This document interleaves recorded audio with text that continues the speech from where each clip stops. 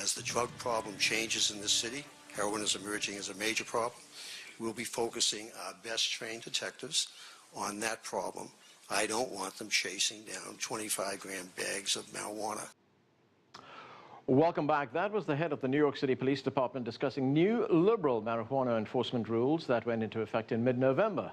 With us from Denver is a former undercover narcotics agent, Tom Gorman. Here in Washington, journalist and commentator D.L. Chandler. And in New York, the former head of New York City's police department and prison system, Bernard Kerik. Bernard, I just want to go to what Bill Bratton was saying there about these changes that are taking place in New York. Does that mean New York has effectively legalized marijuana? No, it has nothing to do with the law. Basically, it's the arrest processing. The law is the same. It's no different today than it was 3 months ago or last year. What Bratton is doing is changing the processing and what the focus of the police is going to be. Instead of arresting someone in the New York City Police Department, if you arrest someone and you take them into custody, they have to go through the system. They have to go before arraignment. That process may take anywhere from 24 to 72 hours. What Bill Bratton has done is basically said, look, if it's anything less than 25 grams, you're going to get a desk appearance ticket or a summons, and you're going to have to report to court, just like you would if you were arrested and put through the system. You'd have to report for arraignment. In this case, it's just a matter of different processing. Has nothing to do with the law. The law has not been changed. The law has not been diminished in any way. That's up to the legislators. But what Bratton did is change the processing of how they handle low-level marijuana crimes. Tom, would you support something like that in other parts of the country as well? That is going on in other parts of the country, and I don't know, Chief, I don't know a lot about New York, but I'm surprised that you actually book somebody for possession of small amounts and it's not a citation. It's been a citation in California, Colorado, a lot of the western states for a long time, where you get a citation, you appear, or you pay your fine, and that's it. So I'm surprised that they actually have to book people with small amounts. So yeah, I support what we do. More time for the law enforcement officer. It's a citation. They still have to appear in court. They still have to pay their fine. I support that. Is that a fair move, Joe? It's quite fair, but because especially in New York, where I had a friend of mine who was sitting central booking for a joint. I'm talking a half a joint, a young white man at that. Why would you put him in central booking over a joint? So I think that decriminalizing marijuana is the right way to go. And that's happening here on the eastern side as well. And we have it happening in D.C. and Maryland's considering this as well. It's really a wise move because honestly, why go through all of that for just a small amount of marijuana? So, right, Bernard Kerik, I was looking at some figures on public support across the country for legalizing marijuana. Something like 58% of the U.S. public support legalizing the drug. So are those who oppose legalization effectively out of step with the country?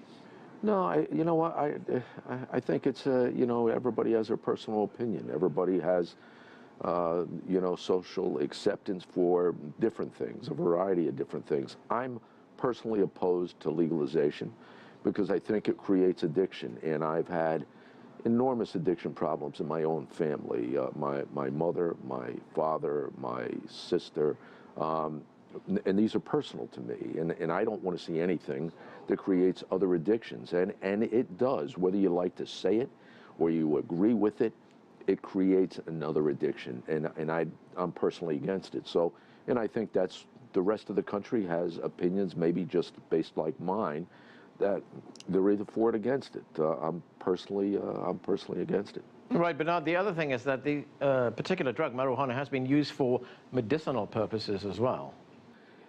I hear you saying that, and I've heard some doctors say it, and I've heard doctors say it's complete bogus and it's not true. I don't know. I'm not a doctor. I can't tell. I only know my views on what the drug does, how it impacts people, how it affects people, and as long as there's laws on the books that makes it illegal, those laws are going to be enforced, and I think people have to realize that. All right, Tom, when we look at the shift towards legalization in many states across the country, to what extent is it being driven by economic concerns? I mean, states stand to make a lot of money out of this. And that's what they've been told, that you'll make a lot of money on the taxes. There's a couple things to think about. And one, I want to talk about the polls a little bit. If you look at the more recent polls, you're seeing that being switched. If you look at Colorado and the number of cities and counties who have banned retail stores and cultivation sites, it's overwhelming. You look at the new polls and people are starting to have buyer's remorse. So when you talk about legalization, and you say, do you want to legalize, what are you talking about? And a lot of people feel like, hey, you know, small amounts of marijuana, I'm okay with that.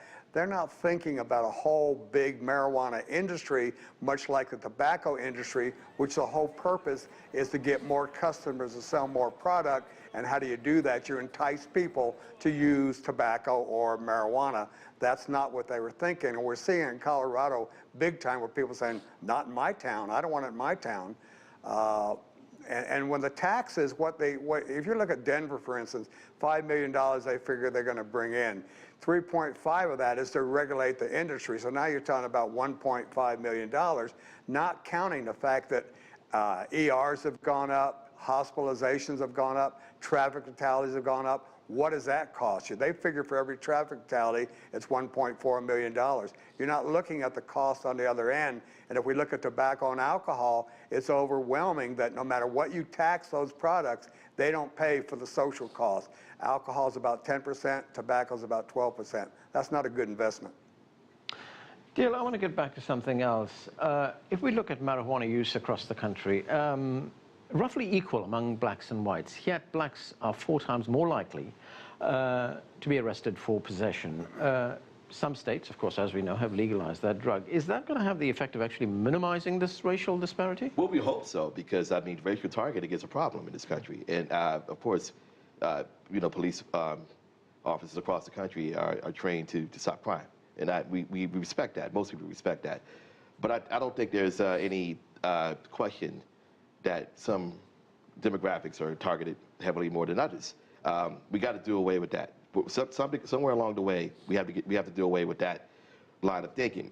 And I agree with Bernard and Tom on one point, that there has to be certain checks and balances in place before legalization can happen. I don't think that legalizing the drug, it should be a free-for-all. I'm not ever saying that. I would never condone everyone you say, okay, let's just get marijuana parties going all over the country. That's not how it goes here. I think we do need to respect the law. Respect the laws are in place, but just like alcohol has checks and balances, marijuana can have the same thing. And for the black community, for the Latino community, for the Asian community even, we have to think about how those groups are targeted by the police. All right, Bernard, the fact that we're kind of midway through this stage of legalization right now, you know, some states are legalizing it, other states have not legalized it. When we look at this, broadly speaking, across the country, if these drugs are going to be legalized, would it be a good idea to perhaps release those people who are in prison for those drugs already, you know, grandfather them back into society, so to speak? You know what, that's going to be up to the courts, and that's going to be a major battle because it's really going to depend on what their charges were, what charges, you know, they were pled down from. That's going to be a major headache in those states. I don't know what Colorado has gone through, or California. I don't know if they've made these laws retroactive, if they pulled people out of prisons. But I know from other legislative changes in laws in other areas, that is always a problem. So I can't see it not being a problem with regard to marijuana as well. Tom, here's another issue, and I just want to remind you that we are talking to an international audience here, so this might need a bit of explanation. These states, like Colorado, have legalized marijuana, but it still remains illegal, doesn't it? Because there is federal law in this country.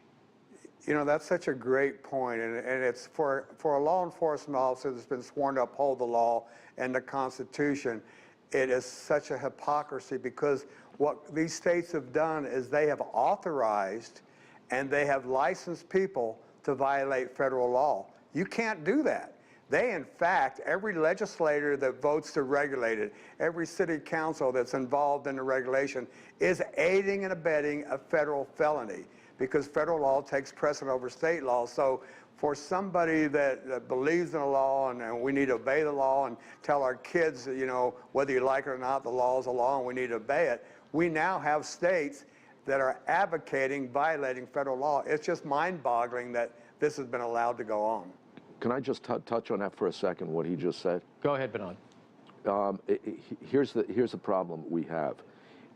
He's 100% right, but worse than what he just said is that the federal laws and the mandatory minimums in federal sentencing guidelines are absolutely draconian. So for possession or distribution under state law in maybe Colorado or California or one of these places where the laws changed, prior to that change, you may have gotten, 6 months, you may have gotten a year. If you're charged federally, you could get 5, you could get 10. For manufacturing, you could get 50 years. The federal laws, these sentencing guidelines are draconian, and these states that have now authorized and said it's legal, they are putting everybody in jeopardy that is now possessing, distributing, selling, buying, whatever the case may be. They're all in jeopardy. It's a major, major hypocrisy, and a very dangerous one, as long as those federal laws aren't changed. Okay, that's where we have to leave it. Bernard Kerrick, Tom Gorman, Dale Chandler, thanks to all of you for joining us.